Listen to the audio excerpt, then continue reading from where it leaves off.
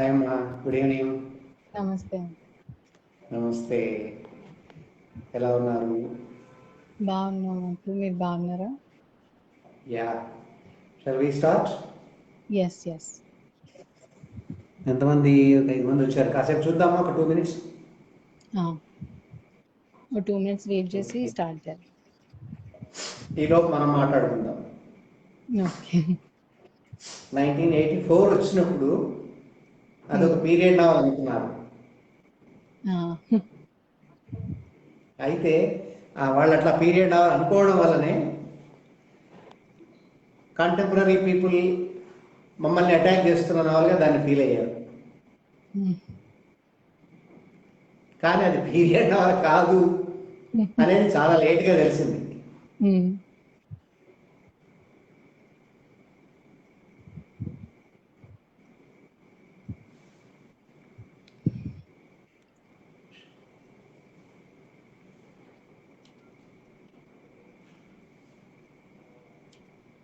తెలుగులో వచ్చిన dystopian novels ఏమైనా ఐడియా ఉన్నాయా? పెద్దగా ఐడియా లేదు. చివరకు మిగిలేది మరీచిక, అసమర్థుడి జీవయాత్ర, ఇవన్నీ కూడా.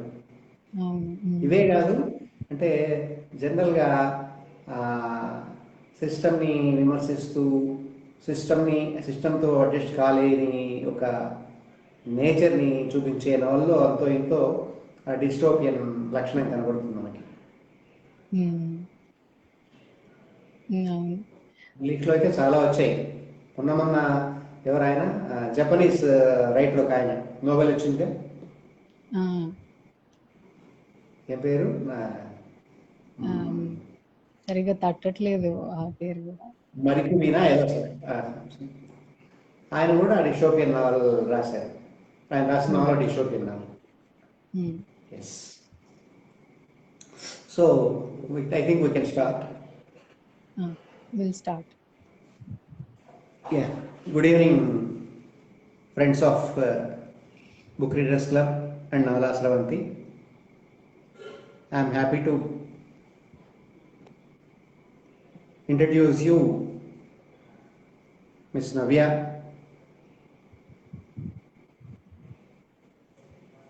అమ్మాయి 1984 అనే ఒక జార్జ్ ఆర్వెల్ నవలని ప్రజెంట్ చేస్తూ ఉన్నారు.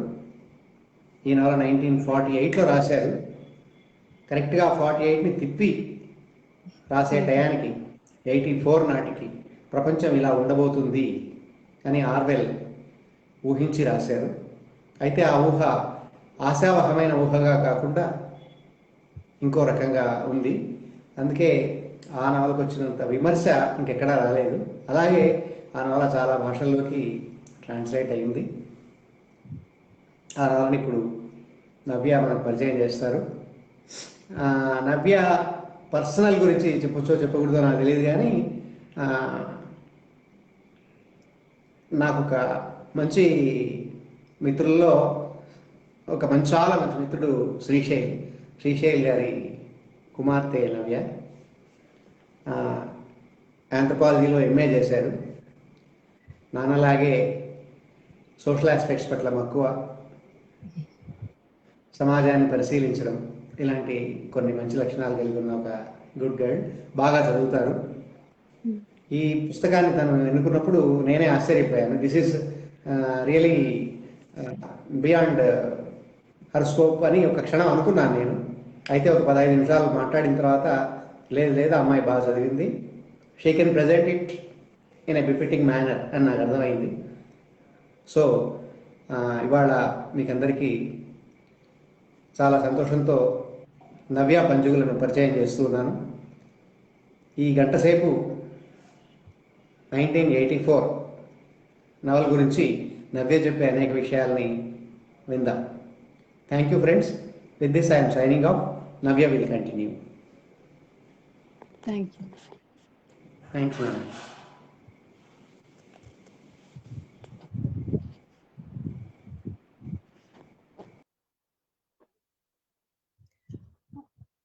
అందరికీ నమస్కారం. ఫస్ట్ నాకు ఈ అవకాశం కల్పించిన బుక్ రీడర్స్ క్లబ్ నవలా స్రవంతి వారికి థ్యాంక్స్. అలాగే బిపి పడాల గారికి, శ్రీశైల్ రెడ్డి గారికి మరియు గెస్ట్ ఎడిటర్ చంద్రశేఖర్ గారికి అందరికీ నా ధన్యవాదాలు నాకు ఈ అవకాశం కల్పించినందుకు. అలాగే లైవ్ లో చూసి వింటున్న అందరికీ చాలా థ్యాంక్స్ మీ సమయం కేటాయించి వినడానికి వచ్చినందుకు. అయితే ఇది నా మొదటిసారి ఇలా లైవ్ చేయడం కాబట్టి ఏమన్నా అన్క్లియర్ గా చెప్పినా లేదన్నా తప్పులు ఏమైనా మాట్లాడినా క్షమించాలని కోరుకుంటూ మొదలు పెడదాము. అయితే ఇది ఇంగ్లీష్ నవల గురించి మాట్లాడుతున్నాం కాబట్టి తెలుగు ఇంగ్లీష్ మధ్యలో కొంచెం ట్రాన్సిషన్ అవుతూ చెప్తాను అన్నమాట. ఫస్ట్ ఇప్పుడు నేను మాట్లాడబోయేది జార్జ్ ఆర్వెల్ 1984 గురించి. ఫస్ట్ జార్జ్ ఆర్వెల్ గారి గురించి తెలుసుకుందాము. జార్జ్ ఆర్వెల్ ఒక ఇండియాలో పుట్టిన ఒక ఇంగ్లీష్ వ్యక్తి అన్నమాట. 1903 1903లో బెంగాల్ ప్రెసిడెన్సీ ఇండియాలో జన్మించారు. ఆయన మొదటగా ఒక జర్నలిస్ట్ గా మొదలుపెట్టి ఆ తర్వాత అనేక న్యూస్ పేపర్స్ కి లిటరరీ కాలమ్స్ రాశారు. ఆయన లిటరరీ క్రిటిక్ కూడా. ఆయన చాలా లిటరరీ ఎలా రాయాలన్న దాని పట్ల చాలా అవగాహన ఉన్న వ్యక్తి కాబట్టి ఆయన స్టైల్ ఆఫ్ రైటింగ్ గురించి మనం తర్వాత డిస్కస్ చేసుకుందాము. అయితే తన రచనలు ముఖ్యంగా యాంటీ టోటాలిటేరియన్ ఇంకా సోషల్ యాక్టివిజం కి సంబంధించిన నవలలు ఉంటాయి అన్నమాట ఎక్కువగా. అంటే 1984 కాకుండా ఇంకో పాపులర్ నవల్ యానిమల్ ఫార్మ్ అని ఉంటుంది, చాలా మంది చదివే ఉంటారు. అది కూడా it is anti totalitarian and pro activism అని చెప్పొచ్చు ఆ బుక్ ని కూడా. అయితే జార్జ్ ఆర్వెల్ కి అనేక అవార్డులు వచ్చాయి, అనేక రకమైనటువంటి అభినందనలు అందుకున్నారు ఆయన 1984 యానిమల్ ఫార్మ్ ఇలాంటి బుక్స్ వల్ల. అయితే ఆయనకి టైమ్స్ మ్యాగజైన్ తనకి out of the best 50 English authors after 1945 లో తనకి సెకండ్ పొజిషన్ ఇవ్వడం జరిగింది. అలాగే 1984 కి ప్రత్యేకంగా ఆయనకి ద బెస్ట్ డిస్టోపియన్ నవల అని ప్రోమెథియస్ అవార్డ్ అని ఒకటి వచ్చింది.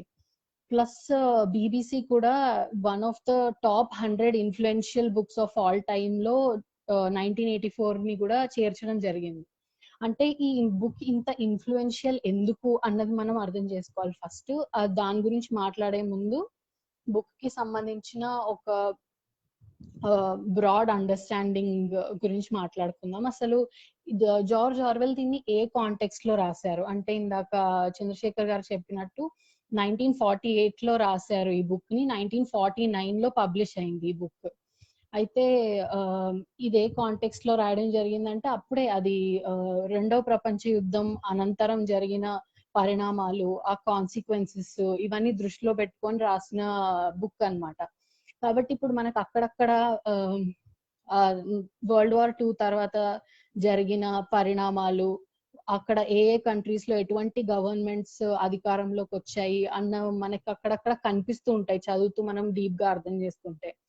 అయితే ఏ ఆస్పెక్ట్స్ ఎక్కడెక్కడ నుంచి ఇన్స్పైర్ అయ్యి రాశారన్నది మనం చివర్లో చెప్పుకుందాము. మొదటైతే ఫస్ట్ 1984 లో చాలా థీమ్స్ ఎక్స్ప్లోర్ చేయొచ్చు. అది లాస్ట్ వరకు రిజర్వ్ చేసుకుంటూ ఫస్ట్ ఈ బుక్ లోకి వెళ్ళేటప్పుడు ఎటువంటి కాంటెక్స్ట్ ఉంది, ఎలా ఉంది అక్కడ సొసైటీ, ఆ బుక్ లో ఎలా రాశారన్నది మనం ఫస్ట్ అర్థం చేసుకుంటే ఆ తర్వాత ఒకటొకటిగా మనం థీమ్స్ ని ఇది మనకి ఈ రోజుకి కూడా ఎందుకు రిలవెంట్ ఇవన్నీ మనము తర్వాత డిస్కస్ చేసుకుందాం మెల్లిగా డిస్కషన్ లోకి వెళ్తున్నా కొద్ది. అయితే మొట్టమొదటిగా జాగ్రఫీ అన్నమాట. అంటే 1984 లో ఆ ప్రపంచం ఎలా ఉంటుందంటే 3 parts గా విభజిస్తారు అన్నమాట జార్జ్ ఆర్వెల్ ఆ ప్రపంచాన్ని. ఫస్ట్ ఓషానియా, తర్వాత ఈస్ట్ ఏషియా, తర్వాత యురేషియా అన్నమాట. అయితే ఈ 1984 లో ఓషానియా కింద వచ్చే దేశాలు ఏవేవైతే ఉంటాయో north America, south America, Australia, south of Africa ఇవన్నీ ఓషానియా కింద ఉంటుంది అనమాట. దాని క్యాపిటల్ లండన్ లో ఉంటుంది. మన కథంతా ముఖ్యంగా లండన్ లో జరుగుతుంది. తర్వాత ఈస్ట్ ఏషియా విషయానికి వస్తే ఇండియా, చైనా, కొరియా, ఇవన్నీ ఈస్ట్ ఏషియా కేటగిరీ కింద వస్తాయి. యురేషియా విషయానికి వస్తే కాంటినెంటల్ యూరప్, సైబీరియా, రష్యా, ఇవి ఈస్ట్ ఏషియా యురేషియా కిందకి వస్తాయి అన్నమాట.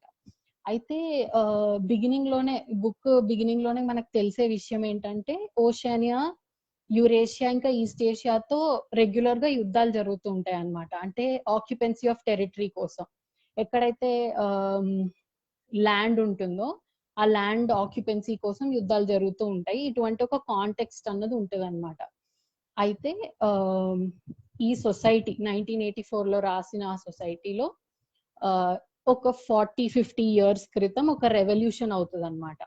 ఆ రెవల్యూషన్ లో క్యాపిటలిజం ని ఓవర్త్రో చేసి ఈ ప్రెసెంట్ ఏదైతే రూలింగ్ పార్టీ ఉందో దాని హెడ్ బిగ్ బ్రదర్ అని ఉంటారు అనమాట. సో ఈ బిగ్ బ్రదర్ పార్టీ ఎలా అయితే క్యాపిటలిజం ని ఓవర్త్రో చేసి అధికారం ఎలా తీసుకున్నారు, ఆ రెవల్యూషన్ అయిన తర్వాత వీళ్ళ పరిస్థితులు ఎలా ఉన్నాయి అన్నది దాంతో బిగిన్ అవుతుంది అనమాట బుక్. సో ఫస్ట్ మనము ఆ సొసైటీ గురించి మాట్లాడుకుందాం. అంటే అక్కడ ఆర్థిక వ్యవస్థ ఎలా ఉంది, సొసైటీ ఆర్గనైజేషన్ ఎలా ఉంది, క్లాస్ సిస్టమ్ ఎలా ఉంది అన్నది మనం ఫస్ట్ అర్థం చేసుకుంటే ఆ తర్వాత మనము థీమ్స్ లోకి వెళ్ళొచ్చు.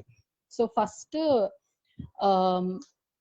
బిగ్ బ్రదర్ ఉంటాడు అనమాట. బిగ్ బ్రదర్ ఎలాంటి ఒక ఫిగర్ అంటే పార్టీ అంతా బిగ్ బ్రదర్ చుట్టూ నడుస్తూ ఉంటది అనమాట. అంటే హీఈస్ హెడ్ ఫిగర్, ఒక poster figure of the party అన్నమాట. అంటే పార్టీకి ఉన్న ఫేమ్ అంతా ఈ ఒక్క పర్సన్ పైనే నడుస్తుంది. అంటే మనం ఈ రోజుకి కూడా వివిధ దేశాల్లో వివిధ రాష్ట్రాలు మన దేశంలో కూడా చూడొచ్చు, ఒక పర్సన్ కెరిస్మాతో పార్టీస్ నడుస్తుంటాయి, గవర్నమెంట్స్ నడుస్తుంటాయి. అలాంటి ఒక ఫిగర్ అన్నమాట బిగ్ బ్రదర్. సో ఈ బిగ్ బ్రదర్ ఇంకా తన పార్టీ ఇన్నర్ పార్టీ మెంబర్స్ ఉంటారు. దానికి తోడు ఒక 4 మినిస్ట్రీస్ ఉంటాయి గవర్న్ చేసేవి. ఆ మినిస్ట్రీస్ ఏంటంటే ministry of love, ministry of piece, ministry of truth and ministry of plenty అన్నమాట. ఇవన్నీ ఆర్థిక, రాజకీయ, సామాజిక వ్యవహారాలన్నీ చూసుకునే మినిస్ట్రీస్ బిగ్ బ్రదర్ ఇంకా పార్టీ కింద ఆపరేట్ చేస్తుంటాయి అన్నమాట. అయితే బిగ్ బ్రదర్ పార్టీ, ఆ తర్వాత ఇక్కడ పనిచేసే వాళ్ళు, పార్టీలో పనిచేసే వాళ్ళందరూ ఆ తర్వాత ప్రోల్స్ అని రాస్తాడనమాట జార్జ్ ఆర్వెల్. అయితే ఇక్కడ ప్రోల్స్ అనేది మనం అర్థం చేసుకోవాల్సింది ఏంటంటే ప్రాలిటేరియట్ అంటాం కదా, వర్కింగ్ క్లాస్, శ్రామిక వర్గం. అదే 85% ఆఫ్ ద సొసైటీ ఉంటుందని రాస్తాడనమాట జార్జ్ ఆర్వెల్. అంటే ఈ 85% మెంబర్స్ ని గవర్న్ చేసేది పైన 15%. వాళ్ళు గవర్న్ చేసే వాళ్ళు ఓన్లీ 15% ఉంటారు. ఇక్కడ వర్కింగ్ క్లాస్ మాత్రం 85% ఉంటారు. ఇంకా వాళ్ళ గురించి మనము మాట్లాడుకుందాము తర్వాత. అయితే ఇక్కడ పార్టీ విధానాలు ఎలా ఉంటాయంటే ఒక ఈ రెబెల్ ఎలా అయితే వీళ్ళు క్యాపిటలిజం ని ఓవర్త్రో చేసి వాళ్ళు పవర్ లోకి వచ్చారో, అలాగే ఇప్పుడు ఆ పవర్ ని రీటైన్ చేసుకోవడానికి వాళ్ళు చాలా స్ట్రిక్ట్ రూల్స్ ని, చాలా స్ట్రిక్ట్ సర్వేలెన్స్ ని పాటిస్తుంటారు అనమాట. అంటే ఇప్పుడు ఎవరికన్నా పార్టీ మంచిగా లేదు, పార్టీ సరిగా పని చేయట్లేదు అని అనిపిస్తే వ్యతిరేకంగా మాట్లాడతాం. అది మనం ఒక డెమోక్రసీలో ఉంటూ అది మన రైట్ అనుకుంటాం. కానీ ఆ సొసైటీలో 1984 ఓషానియాలో అటువంటి రైట్స్ లేవు వాళ్ళకి. ఎందుకంటే అదొక టోటాలిటేరియన్ గవర్నమెంట్, ఒక నిరంకుశత్వ పాలన అన్నమాట. అయితే అక్కడ థాట్ పోలీస్ అని ఉంటారు. అంటే మనకి ఎదురించాలన్న ఆలోచన రావడం కూడా ఒక క్రైమ్ గా భావిస్తారు, కాబట్టి దాన్ని థాట్ క్రైమ్ అంటారు. లేదా బిగ్ బ్రదర్ గురించి చెప్పినప్పుడు గానీ, పార్టీ గురించి మాట్లాడుతున్నప్పుడు గానీ ఎవరైనా ఫేస్ లో ఎక్స్ప్రెషన్స్ మారినా అది కూడా ఒక క్రైమ్ గా చూస్తుంటారు. దాన్ని థాట్ క్రైమ్, ఫేస్ క్రైమ్, ఇలాంటి చాలా రకరకాల క్రైమ్స్ ఉంటాయి అన్నమాట. దీన్ని కూడా చాలా స్ట్రిక్ట్ గా సర్వేలెన్స్ చేసి అరెస్ట్ చేసి వాళ్ళని తీసుకెళ్ళిపోతుంటారు అన్నమాట, అరెస్ట్ చేసి. సో ఈ రకమైన ఒక అయాన్ దీంతో వాళ్ళు పాలిస్తూ ఉంటారు. కానీ ఇది ప్రజలు, అంటే పార్టీలో పనిచేసే వాళ్ళు కానీ లేదా వాళ్ళ ఫ్యామిలీస్ కానీ దీని ఒక ఐడియలిస్టిక్ గా చూస్తుంటారు అనమాట. అంటే ఎలా అయితే మన రైట్స్ ని కాపాడడానికి పార్టీ మనకి ఎల్లప్పుడూ ఉంటుంది అన్న నమ్మకంతో ఉంటారు తప్ప, దీన్ని మన ఫ్రీడమ్ ని వీళ్ళు తీసేసుకుంటున్నారు అన్న ఆలోచన కూడా వాళ్ళకి రాకుండా చేస్తారనమాట. అయితే ఇలా ఎలా చేస్తారన్నది మనం చూద్దాం ఇప్పుడు. ఫస్ట్ అయితే ప్రతి ఇంట్లో, ప్రతి వీధిలో టెలిస్క్రీన్స్ అన్నవి ఏర్పాటు చేస్తారనమాట. టెలిస్క్రీన్స్ అంటే కెమెరా, అంటే almost big brother is always watching అని ఉంటది అనమాట. అయితే on a side note and very interesting and general trivia ఏంటంటే, మనకి తెలిసిన బిగ్ బాస్ గేమ్ షో ఉంది, దాని ఒరిజిన్ బిగ్ బ్రదర్ అని యూకే లో చేస్తారు ఫస్ట్. సో ఈ బిగ్ బ్రదర్ కూడా దీని నుంచే తీసుకున్నారు. Big brother is always watching అన్న స్లోగన్ ని 1984 నుంచే తీసుకున్నారు అనమాట.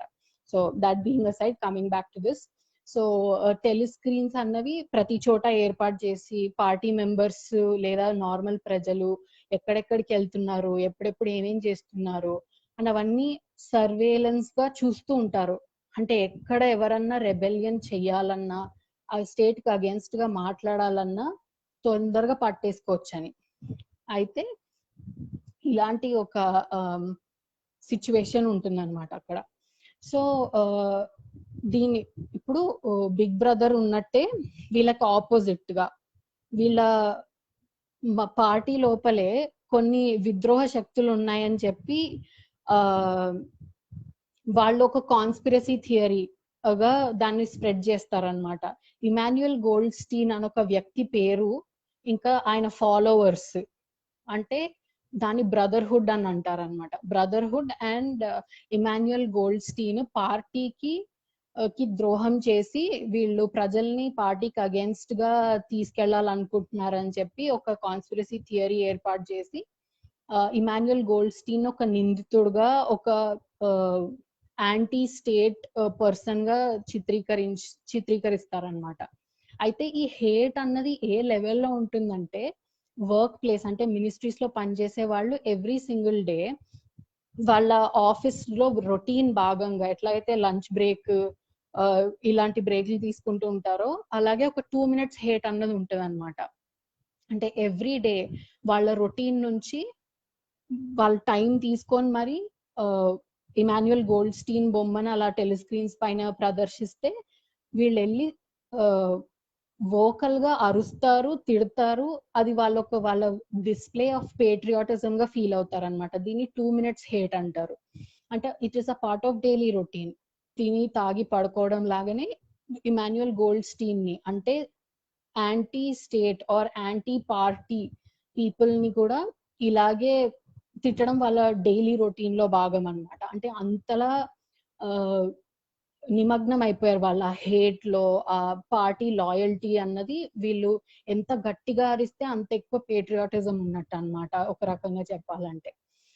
అయితే ఇది సరిపోదన్నట్టు దీనికి హేట్ వీక్ అని కూడా ఒక ప్రోగ్రామ్ లాగా ఏర్పాటు చేసి వాళ్ళందరూ వచ్చి మరి పోస్టర్స్, బ్యానర్స్, ప్లేస్ ఇవన్నీ చేసుకుంటూ డెమాన్స్ట్రేషన్స్ చేస్తారు అగేన్స్ట్ యాంటీ పార్టీ పీపుల్ కి అగేన్స్ట్ గా. సో అదొక ఫెస్టివల్, ఒక కార్నివల్ లాగా అన్నమాట వాళ్ళకి.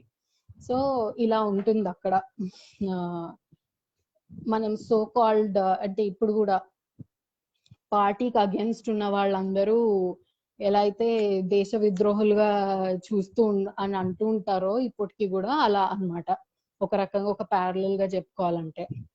అయితే ఇలా ఉన్నటువంటి పరిస్థితిలో నార్మల్ ఇప్పుడు ఫుడ్ ఇంకా ప్రోడక్ట్స్ మార్కెట్ ఆ విషయానికి వస్తే ఫ్రీ మార్కెట్ సిస్టమ్ ఉండదు. స్టేట్ ఏది ఇస్తే అదే తీసుకోవాలంటే రేషనింగ్ చేస్తుంది అనమాట. ప్రతి హౌస్ హోల్డ్ కి ఇంత కాఫీ, ఇంత బ్రెడ్, ఇంత అది అని చెప్పి వాళ్ళే రేషన్ చేసి పంపిస్తూ ఉంటారు. అండ్ ప్రతిదీ కూడా ఒక పర్టికులర్ నేమ్ తో ఉంటుంది అనమాట. విక్టరీ అన్నది గవర్నమెంట్ బ్రాండ్ పేరు అనమాట. సో విక్టరీ జిన్, విక్టరీ కాఫీ, విక్టరీ సోప్, ఇలా ప్రతిదీ స్టేట్ ప్రొడ్యూస్డ్ కమోడిటీసే వాడాలి. అంటే దీన్ని ఫ్రీ మార్కెట్ సిస్టమ్ లేకపోవడం అని చెప్పుకోవచ్చు ఇది ఎకానమిక్ సిస్టమ్ ని. అయితే ఆ ఎకానమిక్ సిస్టమ్ ఇలా ఉండగా ఫ్యామిలీ విషయానికి వస్తే ఇక్కడ చాలా ఇంట్రెస్టింగ్ గా చెప్పుకోవచ్చు దీన్ని. ఎందుకంటే ఫస్ట్ ఫ్యామిలీ రిలేషన్షిప్స్ అంటే భార్యాభర్తలు వదిలేండి, ఇంకా జస్ట్ పేరెంట్స్ అండ్ చిల్డ్రన్ మధ్యలో కూడా ఎటువంటి ఒక ప్రేమ సంబంధం ఉండదు, గౌరవం ఉండదు, భయంతో ఉంటారన్నమాట. ఎందుకు అంటే చిల్డ్రన్ ఇక్కడ ముఖ్యంగా చెప్పుకోవాల్సిన ఆస్పెక్ట్. ఎందుకంటే చిల్డ్రన్ ని ఈజీగా వాళ్ళకి ఏది చెప్పినా నమ్మేస్తారు, లేదా చాలా ఇంప్రెషనబుల్ గా ఉంటారు కదా చిన్నపిల్లలు అంటే. కాబట్టి చిన్నపిల్లల్ని గర్ల్స్ ని సెపరేట్ గా, బాయ్స్ ని సెపరేట్ గా, వాళ్ళని సెపరేట్ ఇన్స్టిట్యూషన్స్ కి పంపించి ఈ పార్టీ ఐడియాలజీస్ వాళ్ళకి చిన్నప్పటి నుంచి మాటలు నేర్చుకుంటున్నప్పటి నుంచి నేర్పిస్తారనమాట. కాబట్టి వాళ్ళకి వాళ్ళ బ్రెయిన్ లో ఇట్లా ఇన్గ్రెయిన్ అయిపోయి ఉంటది పార్టీ ఫిలాసఫీ గానీ, పార్టీకి ఏది అగెయిన్స్ట్ ఏది ప్రో, ఇవన్నీ వాళ్ళకి ముందే ఇన్గ్రెయిన్ అయి చేసేస్తారు పార్టీ వర్కర్స్ గానీ. సో ఇలా ఉండడం వల్ల వాళ్ళు నేర్పిస్తారు. చిల్డ్రనే స్పైస్ అన్నమాట అక్కడ. ఎవరింట్లో వాళ్ళ చిల్డ్రన్ వాళ్ళకి స్పైస్. కాబట్టి నిఘా పెడుతూ ఉంటారు వాళ్ళ పేరెంట్స్ పైన. ఎక్కడైనా వీళ్ళ పేరెంట్స్ కొంచెం అటు ఇటుగా, ఇల్లు కొంచెం ప్రైవేట్ స్పేస్ కదా అని చెప్పి కొంచెం కూడా పార్టీ పట్ల లాయల్టీ డిస్లాయల్ గా ఉన్నట్టు పిల్లలకి డౌట్ వచ్చినా వాళ్ళే స్వయంగా వాళ్ళ తల్లిదండ్రులని థాట్ పోలీస్ కి అప్పచెప్పేస్తుంటారు అనమాట. ఇది చాలా చాలా రెగ్యులర్ గా జరిగే ఒక విషయం అని చెప్తారు జార్జ్ ఆర్వెల్.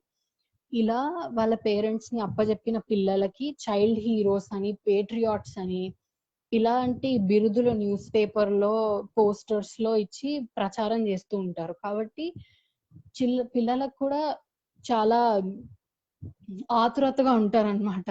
ఒక రకంగా చెప్పాలంటే ఎప్పుడెప్పుడు వాళ్ళ పేరెంట్స్ ఏమైనా చేస్తే మనం పేట్రియాట్స్ అయిపోవచ్చు అని అలా చెప్పుకోవచ్చు. అయితే ఇలా ఉన్న పరిస్థితి ఉంటుంది అక్కడ. కానీ మనం నార్మలీ పిల్లలు అనగానే ఒక ఇన్నసెన్స్ తోని రిలేట్ చేస్తాం కదా నార్మలీ. ఇన్నసెన్సే కరెక్టే, కానీ ఈ ఇన్నసెన్స్ తో ఈజీగా కూడా వాళ్ళు మ్యానిపులేట్ అయిపోతుంటారు. కాబట్టి ఒక ఇండివిజువల్ థాట్ అండ్ ఎక్స్ప్రెషన్ కి చిల్డ్రన్ కూడా ఇక్కడ ఒక ఎనిమీ అని చెప్పుకోవచ్చు మనం. అయితే ఇలాంటి ఒక పరిస్థితి, ఇలాంటి ఒక సమాజంలో ఉంటాం. ఇది the state of the society in 1984. అయితే మన కథానాయకుడు అంటే ప్రొటాగనిస్ట్ గురించి ఇప్పుడు చెప్పుకుందాము. విన్స్టన్ స్మిత్ అన్నమాట తన పేరు. ఇలాంటి సర్వేలెన్స్, నిఘా ఉన్నటువంటి ఒక సమాజంలో విన్స్టన్ స్మిత్ కి ఇది నచ్చదనమాట. ఈ పార్టీ వ్యవహారాలు, విధి విధానాలు ఎలా అయితే వీళ్ళు సమాజాన్ని, ఫ్రీడమ్ ఆఫ్ స్పీచ్ ని ఎలాగైతే వీళ్ళు దీన్ని కర్టైల్ చేయాలనుకుంటున్నారు అన్నది విన్స్టన్ స్మిత్ కి నచ్చదు. అయితే తను ఏం చేయలేడు, ఎందుకంటే తనే రికార్డ్స్ డిపార్ట్మెంట్ మినిస్ట్రీలో పనిచేసే ఒక పార్టీ వ్యక్తి ఆయన. కానీ లోపల తనలో అది ఉంటది, ఆ విప్లవ భావం అన్నది ఉంటది అనమాట తనలో. కానీ ఏం చేయలేని పరిస్థితి. తను ఒక చిన్న టెలిస్క్రీన్ కి తప్పించుకొని ఎటు వెళ్ళలేడు, ఎవరితోనూ మాట్లాడలేడు. ఎవరితో మాట్లాడితే ఎవరెళ్ళి ఏం చెప్పేస్తారో, ఎక్కడ చూసినా స్పైస్, థాట్ పోలీసు ఇటువంటి ఒక వీటి మధ్యలో ఉంటాడు. ఇంకా తనకి ఏం చేయాలో తెలియదు అనమాట. ఇది సరిపోదు అన్నట్టు తన కోవర్కర్ జూలియా అని ఉంటుందన్నమాట, తనతో ప్రేమలో పడతాడనమాట. అయితే వీళ్ళ రిలేషన్షిప్ కూడా హైడ్ చేయాల్సి వస్తూ ఉంటుంది. ఎందుకంటే party prevents all kinds of love or affection. Co-worker మధ్యలో కానీ, ఫ్యామిలీ మెంబర్స్ మధ్యలో కానీ ఎటువంటి లవ్ కానీ ఇలాంటివి ఏవి ఉండకూడదు. కాబట్టి ఇదొక అడిషనల్ ప్రాబ్లం తనకి. అలాగే ఇమాన్యుయల్ గోల్డ్స్టీన్ అని ఇందాక మనం ఒక స్టేట్ ఎనిమీ గురించి చెప్పుకున్నాం కదా, సో కాల్డ్ స్టేట్ ఎనిమీ. ఆయన రాసిన ఒక బుక్ ఉంటది అనమాట, బ్యాన్ చేశారు పార్టీ ఆ బుక్ ని. ఆ బుక్ కూడా ఈయనకు దొరుకుతుంది ఒకనొక స్టోరీ ప్రోగ్రెస్ అవుతున్న కొద్దీ. సో ఇన్ని చిక్కుల మధ్య ఉంటాడనమాట విన్స్టన్. అయితే ఈ బుక్ తన జర్నీని ఫాలో చేస్తూ ముందుకెళ్తా ఉంటది. అయితే అలా వెళ్తున్న కొద్దీ విన్స్టన్ స్మిత్ కి అసలు ఏమైంది, తనకి జూలియాకి ఏమైంది అసలు తను రెబెల్ చేయగలిగాడా లేదా అన్నది ఇంకా మనము బుక్ చదువుతున్న కొద్ది అర్థమవుతుంది. యాక్చువల్లీ ఎండింగ్ చెప్తే ఇంకా చాలా విషయాలు చెప్పుకోవచ్చు ఎండింగ్ గురించి. కానీ మీలో ఎంతమంది చదివారో ఎంతమంది చదవలేదో నాకు తెలియదు కాబట్టి నేను ఎండింగ్ మీకు ఎవరికి కూడా స్పాయిల్ చేయాలనుకోవట్లేదు. ఎందుకంటే మీరు చదివితే మీకు వచ్చే అది వేరుగా ఉంటది కాబట్టి. సో ఇక్కడతో విన్స్టన్ స్మిత్ గురించి ఆపేసి తర్వాత వచ్చే థీమ్స్ గురించి చెప్పుకుందాము. ఇందులో ముఖ్యంగా హిస్టరీ ఫస్ట్ మనం హిస్టరీ థీమ్ తో స్టార్ట్ చేస్తే దీన్ని పార్టీ ప్రిన్సిపల్ అన్నమాట. అంటే మ్యూటబిలిటీ ఆఫ్ ద పాస్ట్ అని రాస్తారు George Orwell. Mutability of the past అంటే ఏంటంటే పాస్ట్ లో జరిగిన అంటే రెవల్యూషన్ అవ్వకన్నా ముందు ఏదేదైతే జరిగిందో జనాల మనస్సులో దాన్ని తుడిపేయాలి కంప్లీట్ గా. అంటే పార్టీ ఇంకా రెవల్యూషన్, పార్టీ యొక్క సాహసాలు, పార్టీ యొక్క గొప్పతనం తప్ప ఇంకేది గుర్తుండకూడదన్న ఒక సిద్ధాంతంతో విన్స్టన్ స్మిత్ పనిచేసే రికార్డ్స్ డిపార్ట్మెంట్ లోనే తన పనే అది. విన్స్టన్ స్మిత్ పనే అది. రికార్డ్స్ ని చెరిపేసి పాస్ట్ రికార్డ్స్ ఏవున్నా సరే వాటిని డిస్ట్రాయ్ చేసేసి పార్టీ ఏ రోజుకి ఆ రోజు ఏం చెప్తుందో అవే ట్రూత్ గా ప్రొజెక్ట్ చేసేది రికార్డ్స్ డిపార్ట్మెంట్ అన్నమాట. అయితే ఇక్కడ ఒక డైరెక్ట్ కోట్ ఒకటి చదువుతాను బుక్ లో నుంచి. Who controls the past controls the future, who controls the present controls the past. అంటే who controls the past controls the future అంటే ప్రెసెంట్ లో పవర్ లో ఎవరైతే ఉన్నారో వాళ్ళకి తగ్గట్టు, వాళ్ళ పార్టీ ఆదేశాలకు తగ్గట్టు వాళ్ళు పాస్ట్ ని మలుచుకుంటే వాళ్ళు ఆటోమేటిక్ గా ఫ్యూచర్ ని కంట్రోల్ చేసిన వాళ్ళు అవుతారని. అంటే ఇది ఎప్పుడో 1949 లో రాసిన ఈ లైన్ అయి ఉండొచ్చు, కానీ మనకి ఇప్పటికీ కూడా ఇది ఎంత రిలవెంటో మనము అర్థం చేసుకోవచ్చు. అంటే నేను ప్రత్యేకించి కూడా చెప్పక్కర్లేదు అనుకుంటా దాని గురించి. అయితే ఇక్కడ డబుల్ థింక్ అని ఇంకొక ఐడియాని ఇంట్రొడ్యూస్ చేస్తారనమాట. డబుల్ థింక్ అంటే ఏంటంటే దీనికన్నా ముందు, అంటే ఈ పార్టీ రూల్ కన్నా ముందు ఒక పాస్ట్ మనకు ఉంది అన్నది మనం ఎరేజ్ చేసేసి, మనం అలా ఎరేజ్ చేసామని కూడా మర్చిపోవడం అన్నమాట. అంటే మనం మర్చిపోయామని కూడా మర్చిపోవడం డబుల్ థింక్. సో ఇదొక చాలా important tool in erasing the past అని రాస్తారనమాట జార్జ్ ఆర్వెల్. సో ఇప్పుడు హిస్టరీ తర్వాత లాంగ్వేజ్ విషయానికి వస్తే, నార్మలీ లాంగ్వేజ్ అంటే భాష ఏ విషయాన్నైనా తెలియపరచడానికి మనం ఎవరి మధ్య అయినా కమ్యూనికేషన్ కోసం యూజ్ చేస్తూ ఉంటాము. లాంగ్వేజ్ లో పదాల యొక్క యూసేజ్ కూడా ఎంతో మ్యాటర్ అవుతుంటది. అయితే ఇందులో ముఖ్యంగా పార్టీ రూల్ ఏంటంటే వాళ్ళ భాషని రిస్ట్రిక్ట్ చేయడము. ఎందుకంటే మనము పదాలని రిస్ట్రిక్ట్ చేస్తే ఆలోచనలు ఆటోమేటిక్ గా రిస్ట్రిక్ట్ అయిపోతుంటాయి. ఈ బుక్ లో రాసిన ఒక ఎగ్జాంపుల్ చెప్తాను మీకు, దాన్ని బట్టి మనకు అర్థమవుతుంది వర్డ్స్ ని డిస్ట్రాయ్ చేయడం అంటే ఏంటి. అంటే గుడ్ అని ఒక పదం ఉందనుకోండి, గుడ్ కి ఆపోజిట్ మనం ఏమంటాం, బ్యాడ్ అంటాం. కానీ న్యూస్ స్పీక్ అంటే వీళ్ళు కొత్తగా ఇంట్రొడ్యూస్ చేసే భాషలో బ్యాడ్ అన్న పదం ఉండదు. గుడ్ అండ్ అన్గుడ్ అంటే బ్యాడ్, వర్స్ ఇలాంటివన్నీ వాళ్ళు ఆ వొకాబులరీని అంతా ఎలిమినేట్ చేసేస్తుంటారనమాట. అలాగే ఇప్పుడు స్ప్లెండెడ్, మార్వెలస్ అని అనాలనుకోండి, అప్పుడు దాన్ని plus good, double plus good, triple plus good అని ఇలా రాయొచ్చు. అంటే ఇటువంటి ఎన్నో రకాల వొకాబులరీని, సినోనిమ్స్ ని, నానార్థాలని, పర్యాయ పదాలని మనము డిస్ట్రాయ్ చేసేయచ్చు అక్కడే. అంటే మనము ఎంతైతే భాషని రిస్ట్రిక్ట్ చేస్తామో అంత ఆలోచనలు తగ్గిపోతాయి. ఎంత ఆలోచనలు తగ్గితే అంత అపోజిషన్ తగ్గుతుంది అన్న ఆలోచనతో భాషను కూడా ఇలా మలుచుకోవచ్చు అని రాస్తారనమాట జార్జ్ ఆర్వెల్. అయితే ఇక్కడ it is a beautiful thing the destruction of words అని అంటారు. అంటే దీన్ని నేను ఎలా ఇంటర్ప్రెట్ చేస్తున్నానంటే, it is such a beautiful thing the destruction of thoughts అని నేను అంటాను. ఎందుకంటే ఇక్కడ నార్మల్ ఒక అథారిటేరియన్ రెజీమ్ ఏదైనా సరే ఆలోచనలు రెస్ట్రిక్ట్ చేయాలనుకుంటుంది కాబట్టి ఆ రకంగా మనము అనుకోవచ్చని నా నా టేక్ ఆన్ దిస్. సో ఇలా హిస్టరీ లాంగ్వేజ్ తర్వాత ఫ్రీడమ్ అన్న కాన్సెప్ట్. ఫ్రీడమ్ అన్నది ఎటువంటి సొసైటీకైనా ఎటువంటి ప్రజలకైనా ఫస్ట్ ఉండే ఒక రైట్ ఫ్రీడమ్ అని మనం అనుకుని ఉంటాం. ఈవెన్ మనకి ఒక డెమోక్రటిక్ కంట్రీ అయిన మనకి freedom or freedom of speech అన్నది ఫస్ట్ ఫండమెంటల్ రైట్. మన కాన్స్టిట్యూషన్ లో మనకు ఫండమెంటల్ రైట్ గా గ్రాంట్ చేశారు దీన్ని. సో ఇక్కడ ఫస్ట్ 1984 గురించి చెప్పుకొని తర్వాత మన ప్రెసెంట్ 2021 గురించి చెప్పుకుందాము. అయితే ఇక్కడ ఒక లైన్ ని కోట్ చేస్తాను. If the party said 2+2 is 5, you would have to believe it.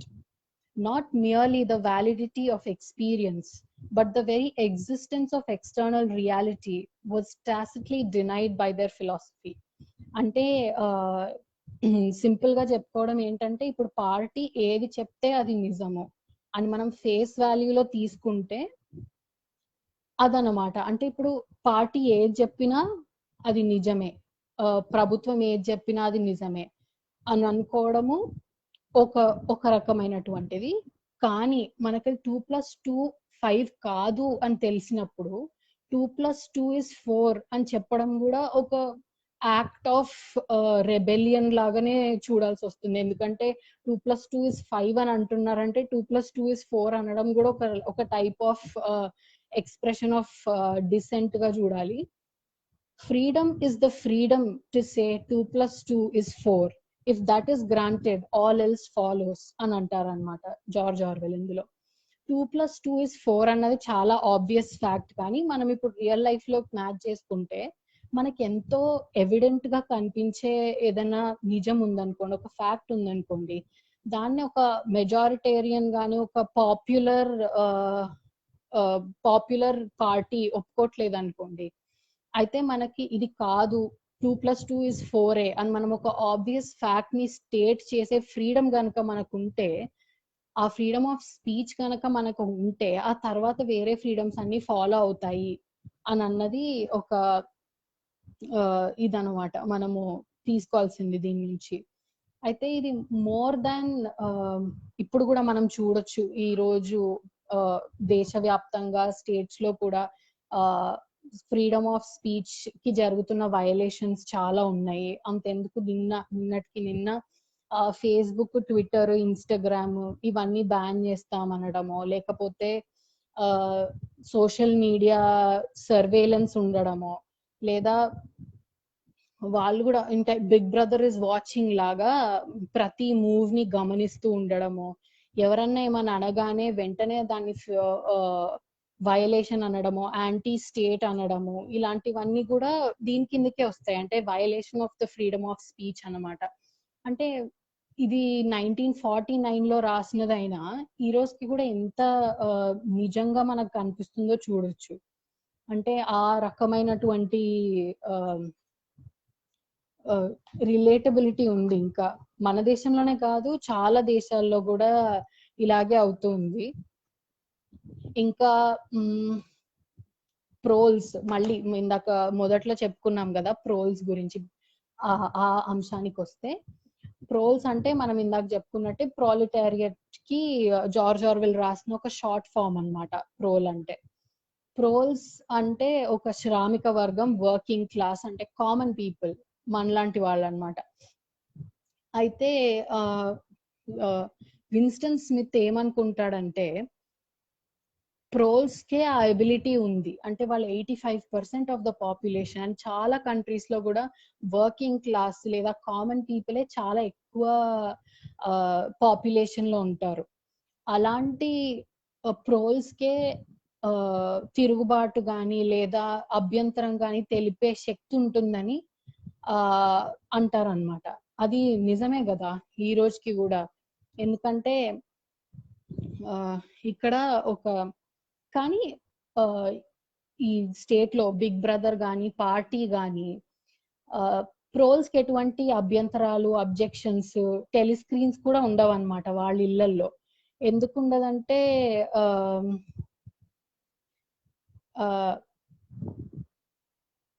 ఇప్పుడు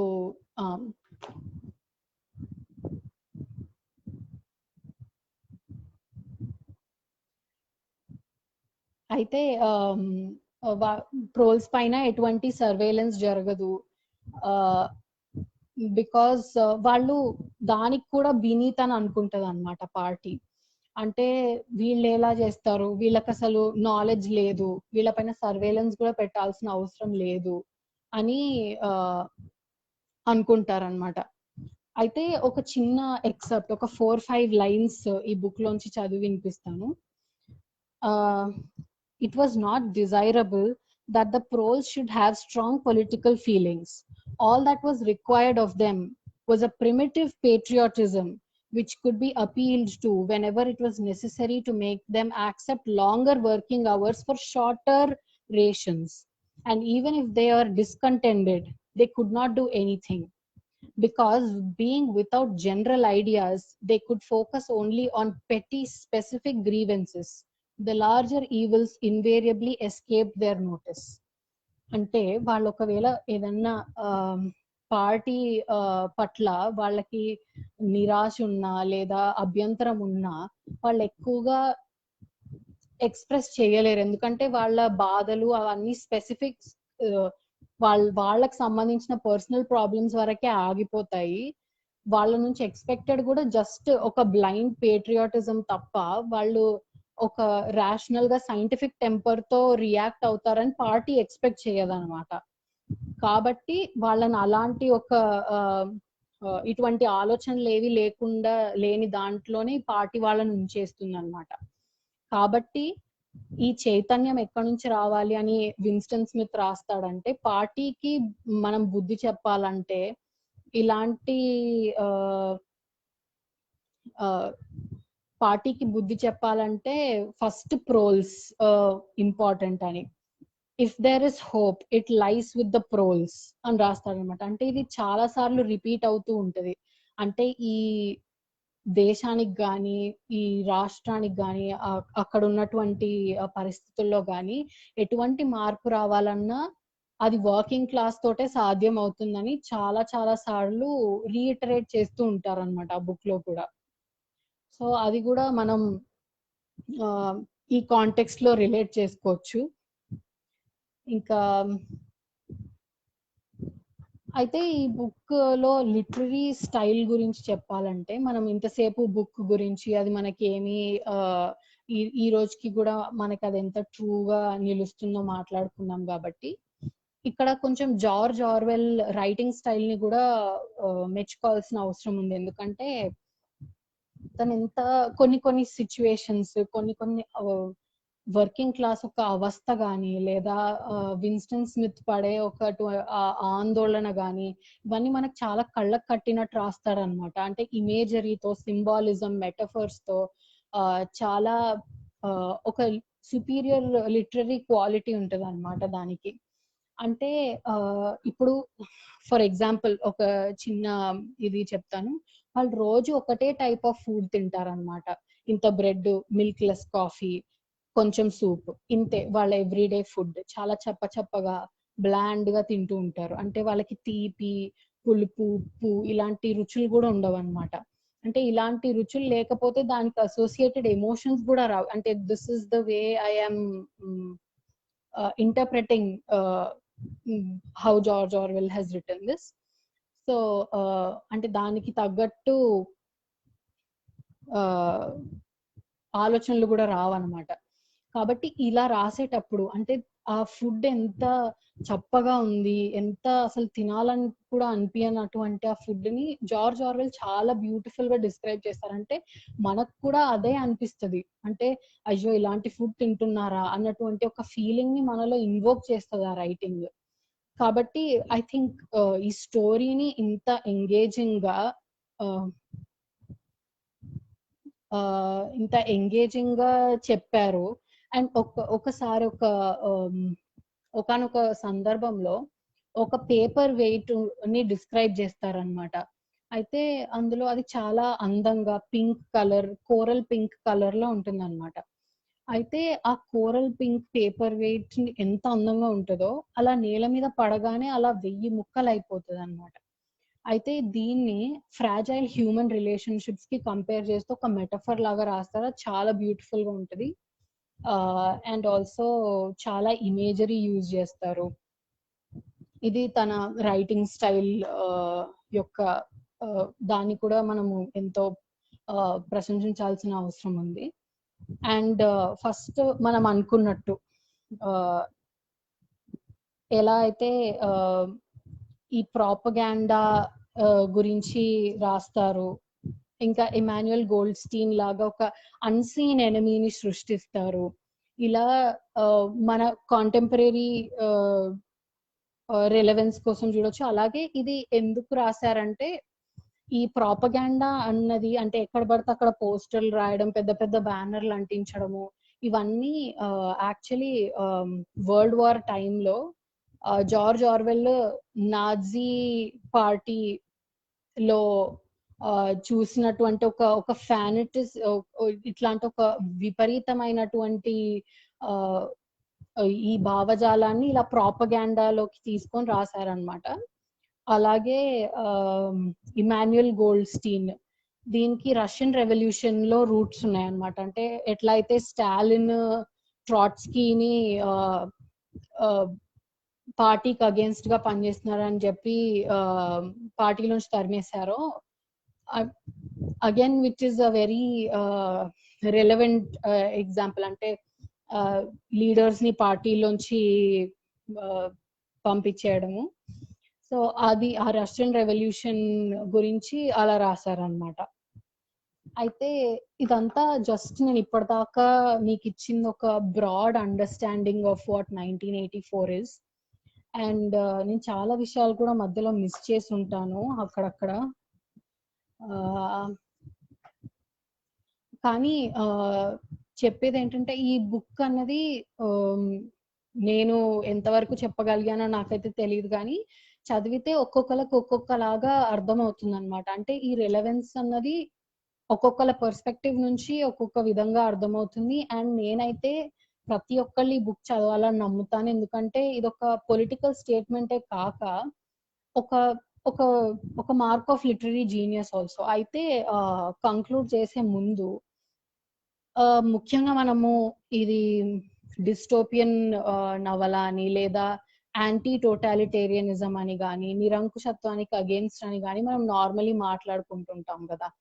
అండ్ ఇది ఎంతవరకు అయితే అంటే ఇది నిరంకుశత్వానికి అగేన్స్ట్ గా రాసిన బుక్కే, అవన్నీ కరెక్టే. కానీ అట్ ద సేమ్ టైం నా అభిప్రాయంలో ఏంటంటే ఇక్కడ ఇటువంటి పార్టీలను అంటే ఫ్యాసిస్ట్ రెజీమ్స్ ని, అథారిటేరియన్ రెజీమ్స్ ని ఎలా అయితే ఖండిస్తూ క్రిటిసైజ్ చేస్తున్నారో, అలాగే ఇది ఒక ప్రజలకు కూడా ఒక వేకప్ కాల్ లాగా కూడా రాశారన్నది నా అభిప్రాయము. అంటే ఇది చదివే వాళ్ళు ఇటువంటి ఒక ప్రభుత్వాన్ని కానీ ఇటువంటి ఒక పార్టీని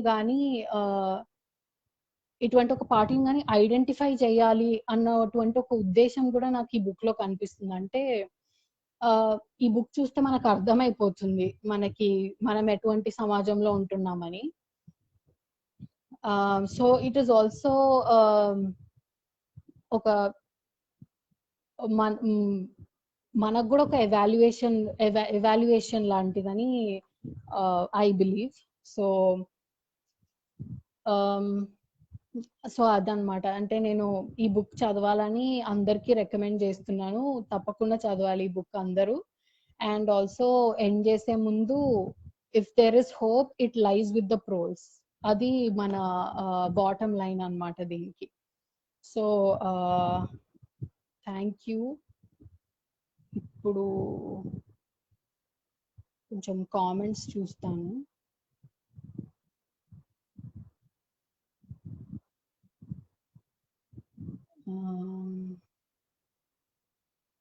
thank you.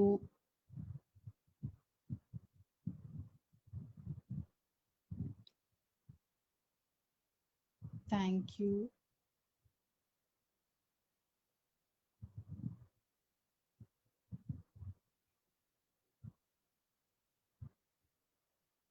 You are not Samajika Varkam. Yeah. Yes. Big Brother is watching us now more than ever. Completely agree to that statement. Big Brother is always watching us. Okay. Um,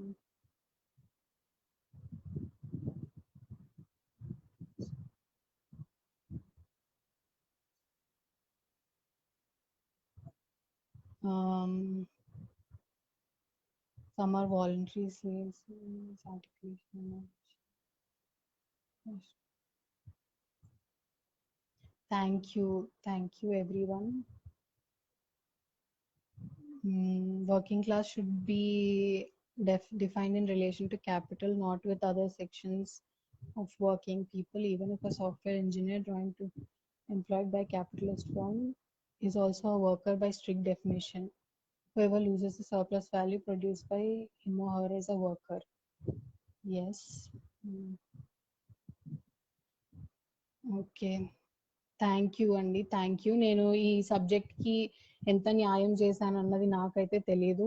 ముందు చెప్పినట్టు this is my first attempt at this.